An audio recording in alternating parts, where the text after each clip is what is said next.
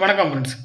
இன்றைக்கான இந்த வீடியோவில் நம்ம எதை பற்றி பார்க்க போகிறோம் அப்படின்னா, திமுக வர்சஸ் டிவிகே அப்படின்னு சொல்லக்கூடிய இந்த ஒரு அப்போசிஷன் அப்படின்ற ஒரு கான்செப்டில் தான் விஜய் அவர்கள் இன்றைக்கி அரசியலில் ஜெயிச்சு வந்திருக்கார். ஸோ இதுக்கு முன்னாடி எப்படி இருந்துச்சு அப்படின்னா, திமுக அல்லது அதிமுக அப்படின்ற மாதிரி ஒரு எதிர்மனை போட்டிகள் இருந்துச்சு. அதுக்கப்புறம் டிவிகே என்ன பண்ணாங்கன்னா, டிஎம்கேவை எதிர்த்து ஒன்று டிஎம்கே இல்லைன்னா டிவிகே அப்படின்ற மாதிரி ஒரு பிரச்சாரத்தை பண்ணாங்க. அது மூலமாக திமுக எதிர்ப்பை மட்டுமே வச்சு இன்றைக்கி அரசியலில் ஜெயிச்சிட்டாங்க. திமுகவும் அதே தான் பண்ணாங்க. பிஜேபி எதிர்ப்பு மட்டும் வச்சுமே பிஜேபின்ற ஒரே ஒரு கான்செப்டை மட்டுமே எதிர்த்து டிஎம்கே ஜெயிச்சுக்கிட்டு இருந்துச்சு. ஓகேங்களா?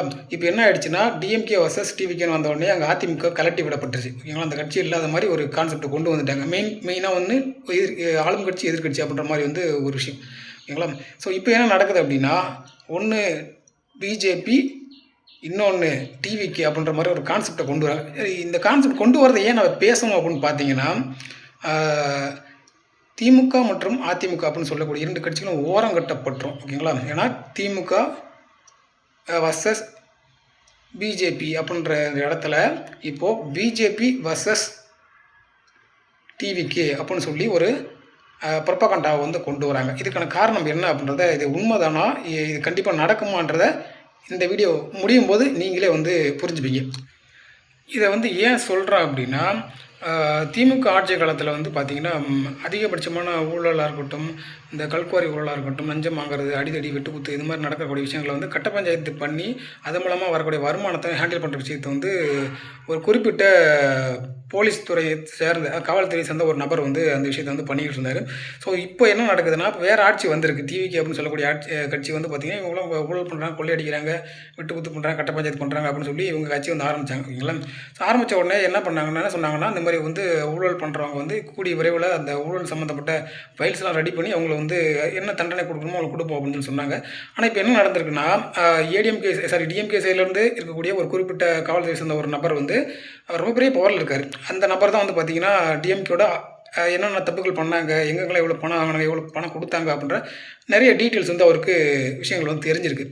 அப்படி இருக்கக்கூடிய பட்சத்தில் இப்போ டிவிகே கட்சி வந்தவொடனே என்ன பண்ணணும், அவர்கிட்ட அந்த ஃபைல்ஸ்லாம் இருக்குது அப்படின்னா அவரை இந்த மாதிரி அவர்கிட்ட சொல்லி இந்த மாதிரி விசாரணை பண்ணி அவங்க என்னென்ன டிஎம்கே சைடில் என்னென்ன தப்பு பண்ணியிருக்காங்க, எங்கே பண்ணியிருக்காங்கன்றத உங்களை அவரை வச்சு அவர் மூலம் விசாரித்து டிஎம்கேயில் இருக்கக்கூடிய நபர்களுக்கும் சரி, ஏடிஎம்கே இருக்கக்கூடிய நபர்களுக்கும் சரி தண்டனையை வாங்கி கொடுக்கணும். ஆனால் இப்போ என்ன நடக்குது அப்படின்னா, டிஎம்கே இருக்கக்கூடிய அந்த குறிப்பிட்ட காவல்துறை சார்ந்த நபரை டிவிகே கட்சி ஆட்சிக்கு வந்த பிறகும் என்ன பண்ணுறாங்க, அவங்க யூஸ் பண்ணிக்கிறாங்க. டிவிகேன்னு சொல்லக்கூடிய கட்சி அவங்கள பணியிட மாற்றமோ இல்லை அவங்களுக்கு பனிஷ்மெண்ட்டை கொடுக்கல. அதுக்கு மாதிரி என்ன பண்ணுறாங்கன்னா, அந்த ஒரு காவல்துறை நபரை வச்சே டிஎம்கே மற்றும் ஏடிஎம்கே காலி பண்ணுறதுக்கான வேலையை பண்ணுறாங்க. ஓகே, இதை நீங்கள் நிறைய நியூஸ் சேனலில் பார்த்துருக்கலாம். அந்த நபர் யாருன்றது உங்களுக்கு நியூஸ் சேனலில் நீங்கள் நல்லா பார்த்துருக்க முடியும். அவரோட ஃபோட்டோவோடய போட்டிருப்பாங்க. ஸோ இந்த மாதிரி இருக்கக்கூடிய சூழ்நிலையில் இந்த நபரை வச்சு டிஎம்கேவில் ஊழல் செஞ்ச நபர்கள் அந்தந்த துறையில் ஊழல் பண்ணியிருக்காங்க, அதுக்கான டாக்குமெண்ட்ஸ் எல்லாம் கலெக்ட் பண்ணிட்டு இருக்கிறதாகவும், அதே மாதிரி ஏடிஎம்கில் கூடிய நிறைய அமைச்சர்களோட ஊழல் வழக்குகளை இப்போ நிலுவையில் இருந்துகிட்டு இருக்குது. ஸோ அதுக்கான டாக்குமெண்ட்ஸ்லாம் ரெடி பண்ணிகிட்டு இருக்கோம் அப்படின்னு சொல்லி ஒரு சில மீட்டிங்ஸில் தாவகே தலைவர் விஜய் அவர்களே சொல்லியிருக்காங்க, அவர்களுக்கு தக்க தண்டனை வழங்கப்படும் அப்படின்னு சொல்லியிருக்காங்க. அதே போல் நியூஸ் சேனலில் பார்க்கும்போது நிறைய இடத்துல கல்குவாரிகள் மூடப்படுறதாகவும், கல்குவாரிகள் ஆய்வு பண்ணப்படுறது அப்படின்ற மாதிரியும், மதுபான கடைகள் ஒரு சில இடங்களில் மூடுறோம் அப்படின்ற மாதிரியான நிறைய விஷயங்கள் சொல்லியிருக்காரு. ஓகே, நீங்கள் கொஞ்சம் யோசிச்சு பாருங்கள். இப்படி இருக்கக்கூடிய இதில் தான் டிஎம்கே அப்படின்னு சொல்லக்கூடிய கட்சியில் இருக்கக்கூடிய நிறைய அதாவது மெயின் பார்ட்டிஸ் டிஎம்கே ஜெயிக்கிறதுக்கு வாய்ப்புள்ள நிறைய நபர்கள், நிறைய கட்சிகள் பார்த்திங்கன்னா இப்போ டிவிகே பக்கம் வந்துட்டாங்க. அது மட்டும் இல்லாமல் வைகோ அப்படின்னு சொல்லக்கூடிய நபர் டிவிகே பக்கம் வந்துட்டார். ஸோ இப்போ மிஞ்சி இருக்கிறத பார்த்தீங்கன்னா, டிஎம்கேல யாரை வச்சு அரசியல் நடத்த போகிறாங்க, என்ன பண்ண போகிறாங்கன்னு நமக்கு புரியல. ஒரு பக்கம் அந்த பக்கம் இருந்த எல்லா நபர்களையும் இந்த பக்கம் கட்சிக்குள்ளே இழுத்துட்டாங்க. இன்னொரு பக்கம் இதில் இருக்கக்கூடிய டிஎம்கே ஏடிஎம்கே அப்படின்னு சொல்லக்கூடிய இந்த கட்சியை உருக்குலைக்கிறது, அதாவது இருந்த இடமே தெரியாமல் அழிக்கிறதுக்கான வேலைகள் நடந்துகிட்டு இருக்குது.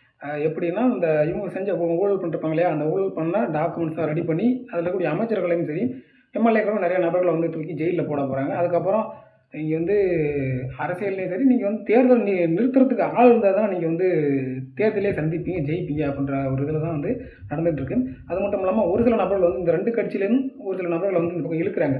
ஒன்று இந்த பக்கம் வா, இல்லை அப்படின்னா அடுத்து நீ தான் ஜெயிலுக்கு போ, ஒன்று சொத்துக்கள் எல்லாம் பறிக்கப்படும் அப்படின்றத மிரட்டுற மாதிரி தான் விஜயோட செயல்கள் இருந்துக்கிட்டு இருக்குது. ஓகேங்களா?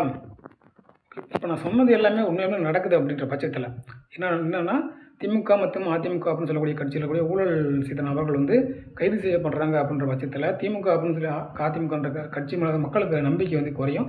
அதுக்கப்புறம் அந்த கட்சிக்கு யாரும் ஓட்டே போட முடியும், சும்மா பேருக்கு நீங்கள் வந்து கட்சி நடத்தலாம் அப்படின்ற மாதிரி அந்த ஒரு நிலை தான் வந்து ஏற்படும்.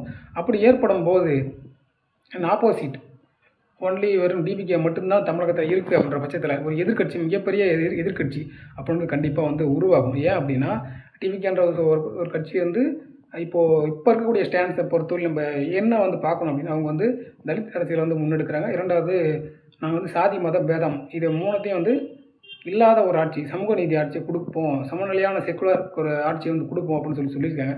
ஆனால் பிஜேபி அப்படின்றது அவங்க என்ன அரசியலை பண்ண போகிறாங்க அப்படின்னா, இந்துத்துவ அரசியல் தான் அவங்க எப்பயும் பண்ணுவாங்க. ஸோ அண்ணாமலை அவர்கள் வந்து புதுசாக வந்து கட்சி தொடங்க போகிறன்னு ஒரு பக்கம் சொல்கிறாங்க. இன்னொரு பக்கம் வந்து பாஜக அப்படின்னு சொல்லக்கூடிய அந்த கட்சியோட தமிழ்நாடு தரப்பில் அண்ணாமலை அவர்களை வந்து தலைவரை நியமிக்க போகிறதாகவும் சொல்கிறாங்க. இதில் எது உண்மை? இது ரெண்டுத்தில் எது நடந்தாலுமே எப்படி போகும், அரசியல் களம் எப்படி போகும் அப்படின்னா, ஒன்று டிவிகே இல்லைன்னா பிஜேபி, ஒன்று விஜய் இல்லைன்னா அண்ணாமலை, இப்படி தான் போகும். இப்படி போகும்போது திமுக மற்றும் அதிமுக, ஸ்டாலின், எடப்பாடி இவங்க வந்து இருட்டடிப்பு செய்யப்படுவாங்க. இவங்களை பற்றி யாரும் பெருசாக பேச மாட்டாங்க. இந்த மாதிரி ஒரு கட்சி இருந்ததுக்கான வரலாறு இருக்காது. இருக்கும், பட் இருந்து யாரும் கண்டுக்க மாட்டாங்க. நீ ஏதோ ஒரு பக்கம் அடிச்சுட்டு போகலாம் அப்படின்னு சொல்கிற மாதிரி விட்டுருவாங்க. மெயின் பார்ட்டியாக வந்து இனிமேல் வந்து ஒன்று விஜய் மற்றும் அண்ணாமலை தலைமையிலான கட்சிகள் தான் வந்து தமிழகத்தில் இருக்க போகுது அப்படின்றத எந்த ஒரு மாற்று கருத்தும் இல்லை. ஸோ ஏன்னா நடக்கிற விஷயங்கள்லாம் வந்து அப்படி தான் இருக்குது. ஸோ இந்த ஒரு விஷயத்தை தான் நான் உங்கள்கிட்ட சொல்லணும் அப்படின்னு நினச்சேன். ஏன்னா இப்போ நான் வந்து இப்போ நடக்கிற அரசியலை பற்றி வரக்கூடிய நியூஸ்லாம் பார்க்கும்போது எனக்கு வந்து இது எல்லாமே மையப்படுது. இந்த ஒரு டாட்ஸையும் வந்து மிங்கிள் பண்ணி பார்க்கும்போது எனக்கு வந்து இந்த விஷயந்தான் வந்து இதெல்லாம் எங்கே போக போகுது, இதெல்லாம் ஒன்று அலைனா என்ன நடக்க போகுது அப்படின்றது பார்க்கும்போது எனக்கு இப்படி தான் புரியுது. ஓகேங்களா? ஸோ அதான் நான் வந்து உங்களுக்கு வீடியோவில் ஷேர் பண்ணியிருக்கேன். ஸோ இதில் உங்களுக்கு வேறு ஏதாவது கருத்துக்கள் இருந்தால் கமெண்ட் செக்ஷனில் கமெண்ட் பண்ணிக்கோங்க. ஸோ இதே போல் நாளைக்கு இன்னொரு பெட்டரான ஒரு வீடியோவோட நாளைக்கு மீண்டும் உங்களை சந்திக்கிறேன்.